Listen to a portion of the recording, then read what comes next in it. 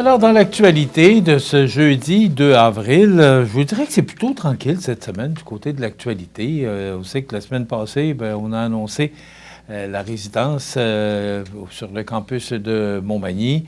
Il y a 2 semaines, on a annoncé que les offres,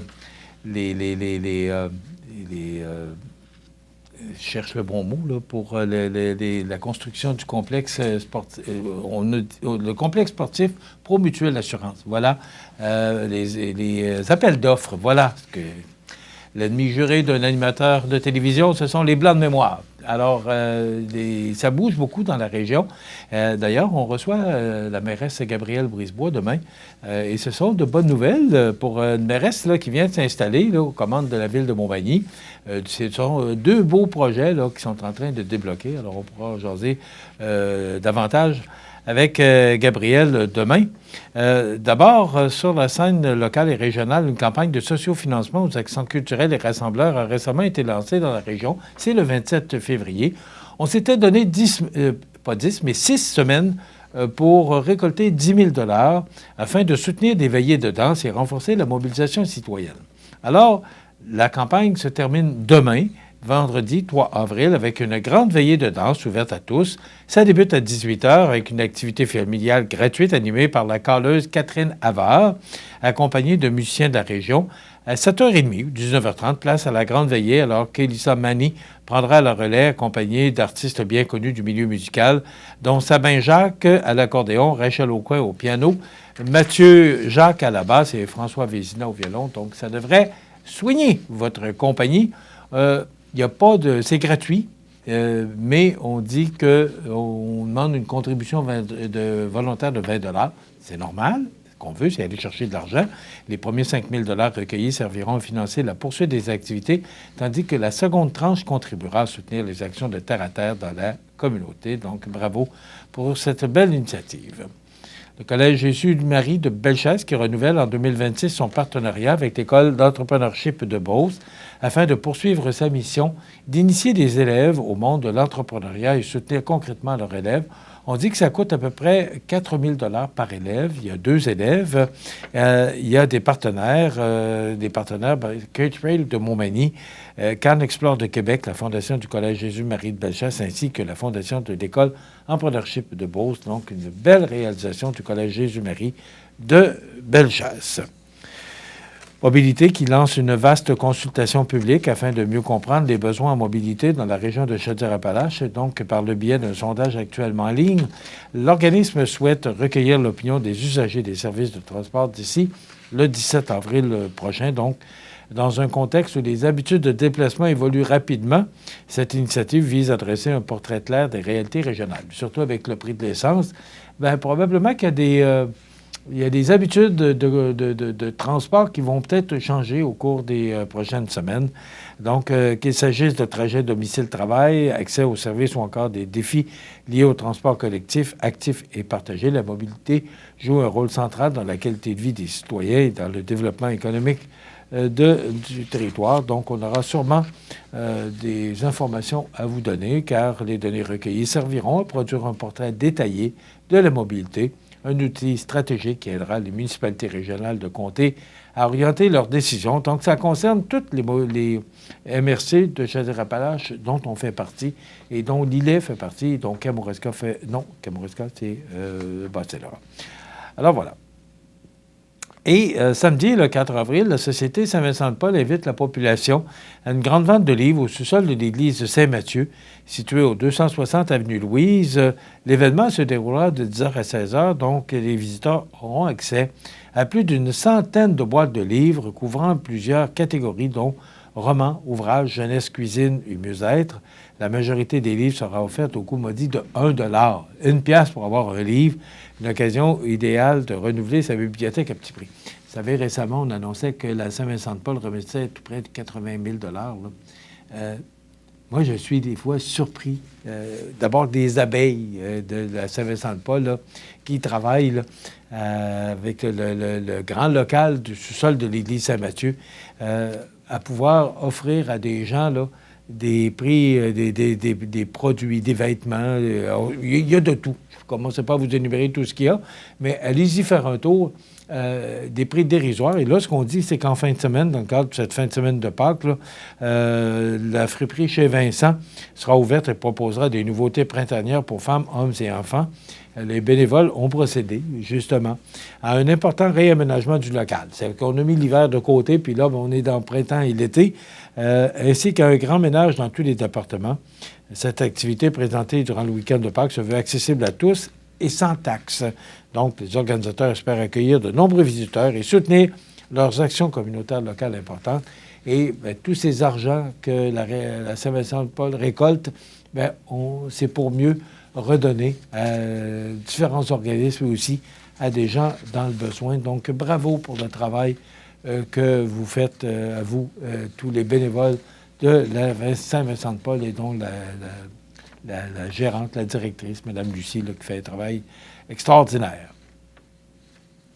Aujourd'hui, c'est l'aboutissement de cette grève. Grève, quand on dit grève, là, les organismes communautaires étaient quand même à l'œuvre, mais avec peut-être un certain ralentissement là, pour faire pression sur le gouvernement. Bien, aujourd'hui, on est à l'Assemblée nationale. Le communautaire aboute devant l'Assemblée nationale dès aujourd'hui. Il y aura une grande manifestation pour démontrer au gouvernement là, qu'on n'arrive pas avec l'argent qu'on nous donne. Donc, ce sera à surveiller. Naturellement, c'est une mobilisation, c'est une manifestation pacifique, mais quand même, c'est la dernière journée, c'est le dernier discours de M. Legault, aujourd'hui, comme premier ministre, parce que là, ce sont les vacances de Pâques, et après les vacances, bien, il y aura l'élection du nouveau chef ou de la nouvelle chef de la CAQ, soit Mme Fréchette ou M. Drainville. Donc, M. Legault reviendra comme simple député je pense qu'il est dans l'Assomption, si ma mémoire est bonne, là. Alors, il va revenir siéger comme simple député. Il va être là jusqu'à la fin de son mandat, soit aux prochaines élections du 5 octobre. Je ne sais pas comment il va faire. Je me pose la question. J'écoutais hier. Comment il va faire pour siéger derrière le banc du premier ministre, là, alors que ce sera ou Mme Fréchette ou M. Drainville là, qui tiendront les rênes du parti que M. Legault a lui-même fondé. Donc, il le disait hier, il trouve ça dur. Il dit que c'est pas de la politique qui va s'ennuyer, mais de tout le reste, et on le comprend. Donc, M. Legault, là, qui annonce aujourd'hui, avec cette manifestation du communautaire à bout, là, c'est le dernier discours à l'Assemblée nationale de M. François Legault comme premier ministre. Je ne sais pas si vous avez eu l'occasion de voir hier sur la scène nationale le décollage de la mission Artemis 2. Je l'ai regardé. Ça fait drôle. Et vous savez, je me souvenais, parce qu'on dit que ça fait 50 ans, là, on dit que le décollage a été réussi. Les 4 membres de l'équipage de la mission Artemis 2 de la NASA, qui seront les premiers à faire le tour de la Lune en plus de 50 ans. Bien, il y a 50 ans, je me souviens qu'on parlait. Mais en 1967, si ma mémoire est bonne, alors que M. Armstrong, Neil de son prénom, avait mis le pied sur la Lune, ça s'était passé au mois de juillet. J'étais pas vieux dans ce temps-là. Et je me souviens de mon père avait dit « Hey, c'est un moment historique, là. On s'en va sur la Lune. » Eh bien, aujourd'hui, on réitère encore ces voyages-là pour mieux comprendre ce qui se passe dans le monde planétaire. Alors, tout s'est bien passé, tout est bien déroulé. Alors, ils sont pour une dizaine de jours dans l'atmosphère. On en a parlé beaucoup hier, le Québec qui a perdu un de ses piliers de l'humour, le réalisateur et metteur en scène Louis Saya, à qui l'on doit plusieurs œuvres cultes, dont la pièce Les Voisins, les premiers films de la série Les Boys, qui est décédé à l'âge de 75 ans à la suite d'une courte maladie. C'est une grande perte, confie l'interprète du mythique personnage de Stan, Rémi Girard, et aussi son grand ami, là, Claude Meunier, qui dit qu'il perd son frère jumeau. Alors, de lourdes pertes pour l'humour au Québec, Louis Saya, qui est décédé à l'âge de 75 ans. Toujours dans l'actualité, on dit que la CAQ promettait de célébrer ou d'accélérer le rythme et de réduire les coûts, mais elle a échoué. On dit ce matin, sous la plume de Nicolas Lachance, que malgré ses promesses répétées, le gouvernement de la CAQ n'arrive pas à accélérer la réalisation des grands projets d'infrastructure.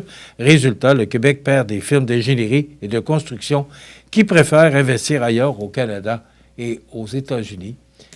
On dit que le ralentissement des mises en chantier du gouvernement de François Legault force plusieurs entreprises à revoir entièrement leur modèle d'affaires, allant jusqu'à réduire leurs effectifs. Dans le secteur de l'architecture, une firme spécialisée dans la construction et la rénovation d'écoles n'a ni d'autre choix que de se tourner vers des projets privés.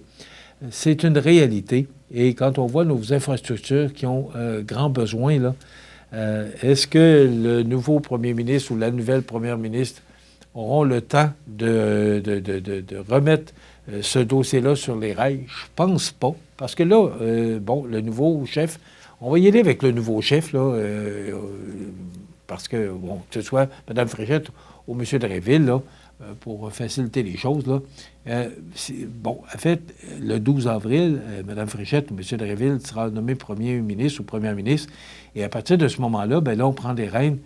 Et ils n'ont que quelques mois parce que les prochaines élections sont le 5 octobre. Ça ne donne pas grand temps et pas besoin de vous dire que ce ne sont pas des dossiers qui manquent et qui vont manquer sur le bureau de ces gens-là. Donc, est-ce qu'on aura le temps d'en faire suffisamment? Parce que là, on part pour les vacances de Pâques. Je ne sais pas quand on revient. Il y aura l'élection pour le chef de la CAQ. Et après ça, là, on va siéger. Puis, ensuite, mai, juin, je sais plus juin, autour de la Saint-Jean-Baptiste, que là, on prend une pause pour l'été. Donc, ça veut dire que ça ne laisse pas grand temps, là, ces gens-là, pour réaliser des dossiers et surtout remettre la CAQ sur ses rails. Parce que vous avez vu, sinon, les derniers sondages, là, la CAQ est à 9 selon le sondage léger. Là, la CAQ est à 9 égal avec Québec solidaire. Donc, ce ne sera pas facile pour ces gens-là, mais ce ne sont pas les dossiers qui manquent, donc histoire à suivre. On nous informe également, c'est Julien McEvoy du Journal de Québec ce matin qui nous informe que de faux billets de plus en plus difficiles à détecter circulent au Québec, des billets de 100 $. Donc, on demande aux gens d'être très prudents. Et ils sont durs à détecter, c'est sûr, parce qu'on a essayé de trouver une formule qui puisse bloquer ou arrêter ce genre de fraude, là, des faux billets. Mais non, ça continue. On trouve toujours des moyens de détourner le système. Donc, soyez prudents. Là, si vous avez des billets de 100 $, on dit 100 $. Je vois des billets de 50 là, mais on dit que ce serait plutôt les billets de 100 $. Mais quand même, soyez prudents lorsque vous prenez ces billets de banque. Il nous reste à peu près 2 minutes. Hier, je n'ai pu écouter le discours à la Nation de M. Trump, mais c'est inquiétant parce qu'il a de l'intention, pensait tout le monde, là, parce que même les codes de la bourse hier recommençaient vers la hausse. Le prix du pétrole avait diminué quelque peu, pas énormément, mais quand même, parce qu'on pensait que M. Trump allait mettre un terme à la guerre en Iran. Il nous disait négocier avec l'Iran. C'est pas ce qu'on a entendu, c'est que il va poursuivre ses objectifs d'ici 2 à 3 semaines. Et ce qu'on dit ce matin dans le Journal de Québec, que les Iraniens sont prêts à résister jusqu'au bout. Donc, moi, je pensais vraiment que les États-Unis négociaient avec les Iraniens pour trouver une porte de sortie à ce conflit-là. Mais il semble que non. Donc, les prix à la baisse sont repartis pour les cotes de la bourse et le prix du pétrole est remonté. Donc, attendez-vous là, qu'on va possiblement payer tout près de 2 $. On n'est pas loin de ça. On est à 1,87 ce matin, là, à 8h55 ce jeudi du 2 avril. Alors, attendez-vous que la baisse du prix à la pompe, ce ne sera pas pour demain. Donc, aussi bien trouver des moyens. Là, si vous trouvez ça trop dispendieux pour votre budget, il faut trouver d'autres moyens parce que ce n'est pas demain que le prix à la pompe va diminuer. Bon, mais c'est déjà tout pour cette émission du 2 avril. Demain, on recevra avec plaisir la mairesse de Montmagny, Mme Gabrielle Brisebois. beaucoup de sujets à jaser avec elle. Donc, je vous invite à être des nôtres demain pour cette dernière émission. Et je vous rappelle que lundi de Pâques, lundi le 6 avril, on fera une pause, on sera en congé, on vous reviendra le 7 avril. Mais demain, on est là avec la mairesse Gabrielle Brisebois. Passez une excellente journée.